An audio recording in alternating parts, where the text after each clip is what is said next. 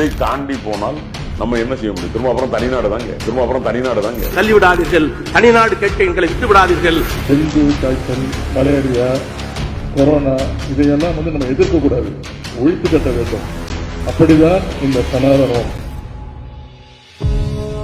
लंबी लड़ाई के बाद जब 15 अगस्त 1947 को भारत माता ने अपनी गुलामी की बेड़ियां तोड़ी तो पूरा देश स्वतंत्रता के पवित्र क्षण का जश्न मनाने के लिए उमड़ पड़ा। हर तरफ जश्न मनाया जा रहा था, लेकिन तमिलनाडु में कुछ लोग जश्न की बजाय काली शर्ट पहनकर काले झंडे लहराकर शोक मना रहे थे। वो पाकिस्तान की तर्ज पर भारत के दक्षिणी राज्यों को मिलाकर एक अलग देश द्रविड़स्तान चाहते थे। ये लोग थे डीएमके के वैचारिक जनक द्रविड़ कड़गम के लोग।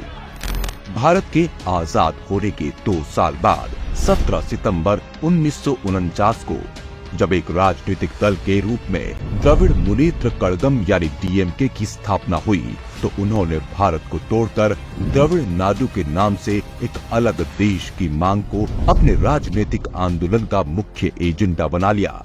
वे अपने विभाजनकारी एजेंडे को फैलाने के लिए हर गली हर नुक्कड़ में घूमे। वे जो चाहते थे वह था नस्ल के आधार पर भारत का एक और दर्दनाक विभाजन। साल बीतते गए, डीएमके तमिलनाडु की उस भूमि पर खुलेआम अपने जहर के बीच बोती रही जहां भारत की गौरवान्वित सभ्यता मिलती है। आधिकारिक समाचार पत्र द्रविड़ नाडु में तो डीएमके ने यह भी घोषणा कर दी कि वे जल्द ही अपनी विभाजनकारी योजना को संयुक्त राष्ट्र में ले जाएंगे। डीएमके की इन गतिविधियों से परेशान होकर साल 1962 में अटल बिहारी वाजपेयी जी ने कहा था कि एक मजबूत देशद्रोह के कानून की आवश्यकता है और विभाजन की मांग करने वाले लोगों और संगठनों से कानूनी रूप से निपटना आवश्यक है। अटल जी ने कहा था कि भारतीयों ने पूरे देश की आजादी के लिए लड़ाई लड़ी थी, किसी एक क्षेत्र की आजादी के लिए नहीं। 1962 में चीन के साथ युद्ध समाप्त होने के बाद भारत सरकार एक कानून लेकर आई जिसने अलगाववादी मांगों वाले किसी भी राजनीतिक दल पर प्रभावी रूप से प्रतिबंध लगा दिया। तमिलनाडु के भीतर कम होते जन समर्थन और नई दिल्ली के दबाव के कारण 1963 में डीएमके ने आखिरकार अपनी विभाजन की मांग छोड़ दी। 1976 तक लगभग 7 सालों तक शासन करने के बाद एम करुणानिधि सरकार के खिलाफ बड़े पैमाने पर भ्रष्टाचार के आरोपों ने तमिलनाडु राज्य को हिलाकर रख दिया। रातों रात डीएमके सरकार को बर्खास्त कर दिया गया और डीएमके को स्वतंत्र भारत में भ्रष्टाचार के कारण बर्खास्त होने वाली पहली और एकमात्र सरकार होने का गौरव प्राप्त हुआ। प्रधानमंत्री इंदिरा गांधी ने भ्रष्टाचार के आरोपों की जांच के लिए सरकार या आयोग का गठन किया। जितनी चतुराई से इस घोटाले को किया गया था उसे देखकर न्यायमूर्ति सरकारिया ने इसे वैज्ञानिक भ्रष्टाचार बताया था। इंदिरा गांधी के खिलाफ आक्रोश से भरी डीएमके ने अक्टूबर 1977 में इंदिरा गांधी की मदुरै यात्रा के दौरान उन पर पथराव किया। इस दौरान इंदिरा गांधी घायल हो गई। इंदिरा गांधी के खून बह रहा था।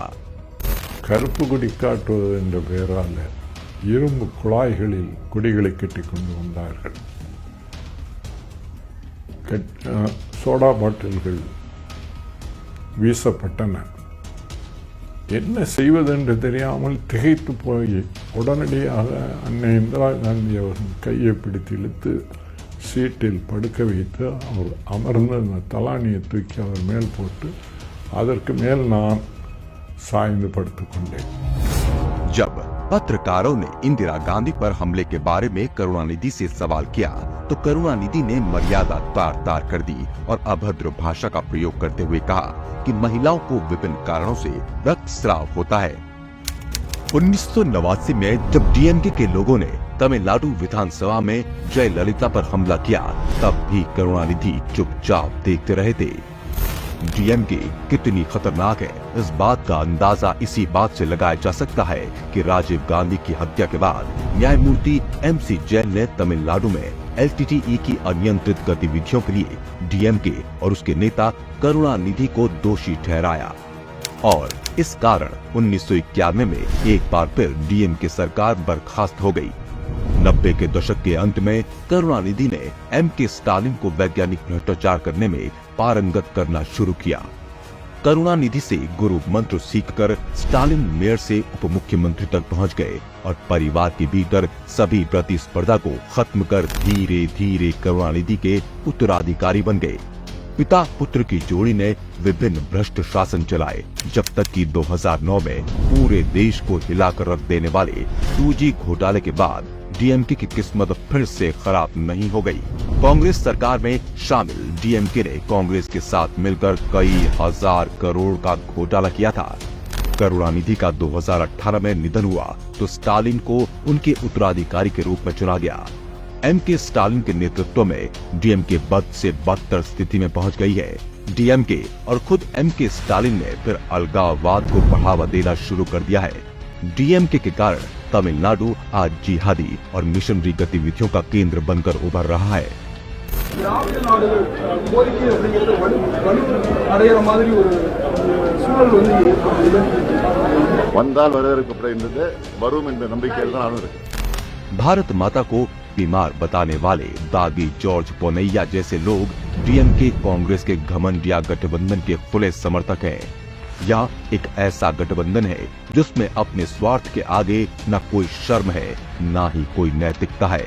राहुल गांधी और पूरी कांग्रेस पार्टी देखती रही कि उनके मित्र और गठबंधन सहयोगी एम.के. स्टालिन ने राजीव गांधी के दोषी हत्यारों में से एक को अपने घर पर बुलाया, गले लगाया और उसका सम्मान किया। आखिर कांग्रेस सत्ता के लिए इतनी नीचे गिरेगी किसी ने सोचा भी नहीं था।